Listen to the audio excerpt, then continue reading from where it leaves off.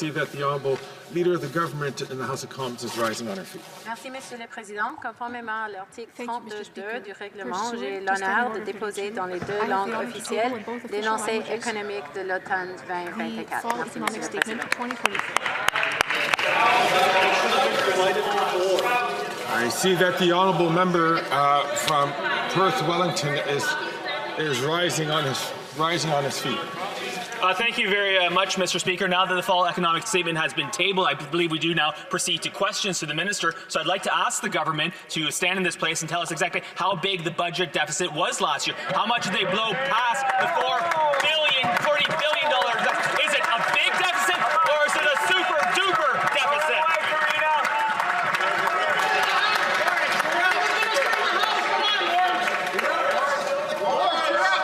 Order. Order, please.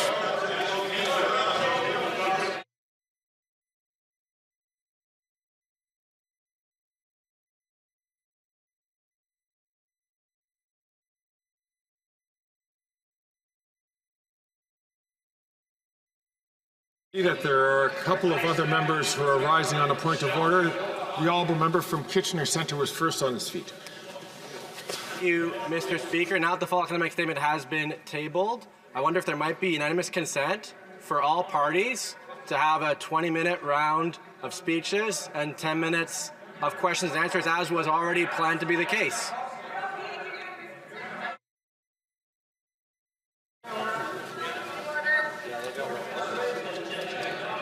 Can I have the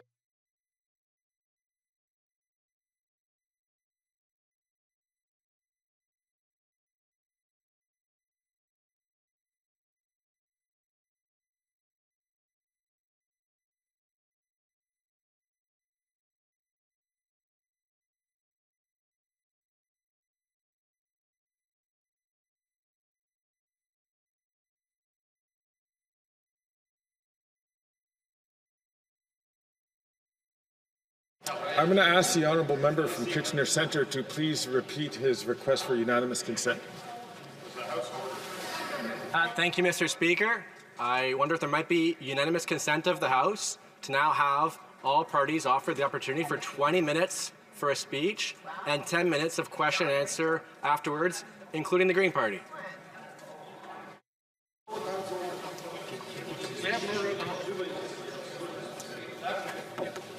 All those opposed to the Honourable Member moving the motion will please say nay. The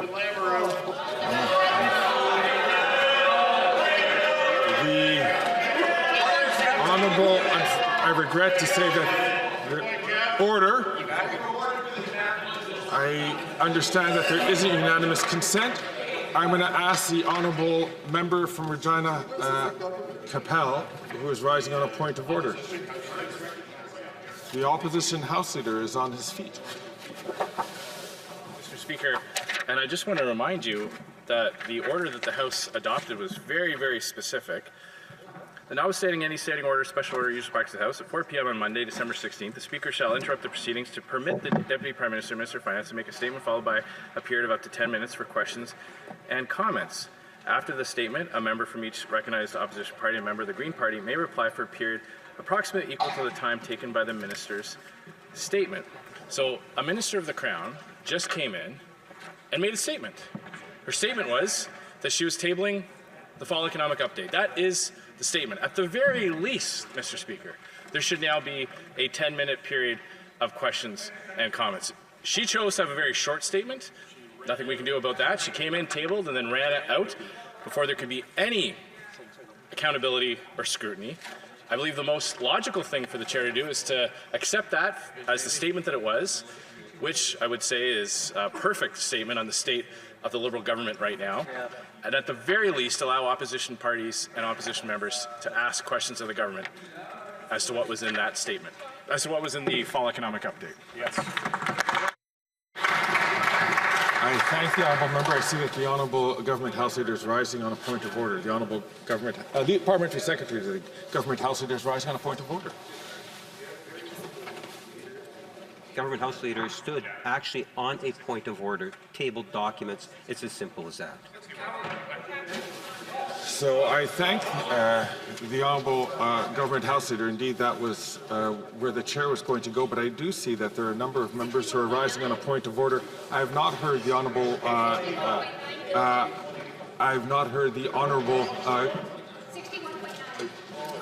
Leader of the House Leader of the NDP who is rising on his order, the Honourable Member from New Westminster Burnaby. Thank you, Mr. Speaker. I mean, this is a fundamental tenet of parliamentary democracy and transparency and accountability. We've just had the tabling of the document.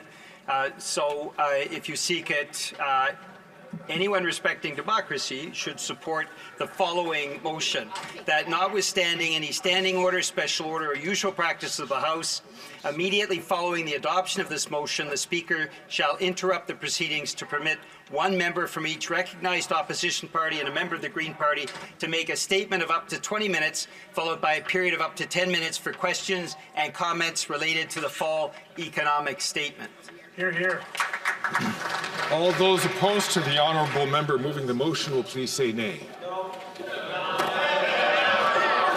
I see that the Honourable Member from... I was going to say the Honourable Member from Okanagan, Similkameen Nicola, is up on his feet. Mr. Speaker, there's $61.9 billion of extra spending in here. And the fact is, I came prepared at my seat at the time. You went through in great detail exactly the process for the fall economic statement. And the government has reneged. A drop-off drive-by of a tabling where the minister spun around and walked right out. That is contemptuous of the agreed to motion that we would all be here today to undertake a democratic scrutiny of the government. The government cannot pick and choose its role. It is subservient to this House. I would ask you find them in contempt, Mr. Speaker, because obviously the government is not prepared to allow any other process. This was something, Mr. Speaker, that makes not only myself and this whole House look bad, it looks terribly upon you. I would ask that you would defend our rights as parliamentarians and force the government through a mechanism, perhaps a contempt motion, that they have been found in contempt in their duties to this House. The Honourable Member from Cumberland Colchester, sorry, not Cumberland Colchester, from Dufferin Caledon, forgive me, is up on his feet on a point of order. The Honourable Member. Speaker, the regular proceedings today were interrupted for an order. It is a mandatory order. There are different kinds. The language could have said may. May is permissive language. And if the order said may, you would have discretion as to how to proceed. Right. But the proceedings were interrupted in the face of a specific order. And the order says the Speaker shall interrupt the proceedings to permit the Deputy Prime Minister and Minister of Finance to make a statement, followed by a period up to 10 minutes. If they chose not to use their time to make a statement, that is their problem. You are bound by a mandatory order to now give us the opportunity that is set out in this. It's not permissive, it's not optional, it's mandatory, and we, as opposition members, expect you to follow and enforce your mandatory order. Hear, hear.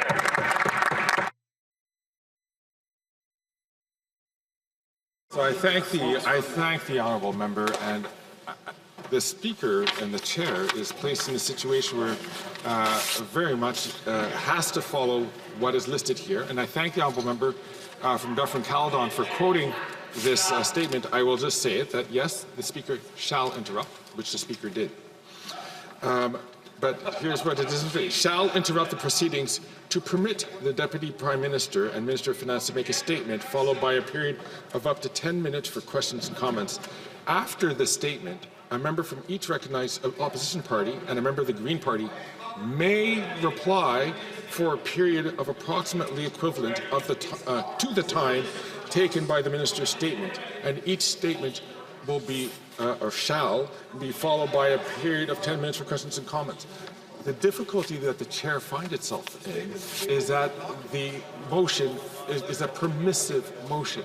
The Minister chose not to make a statement, by which the rest of the order doesn't follow.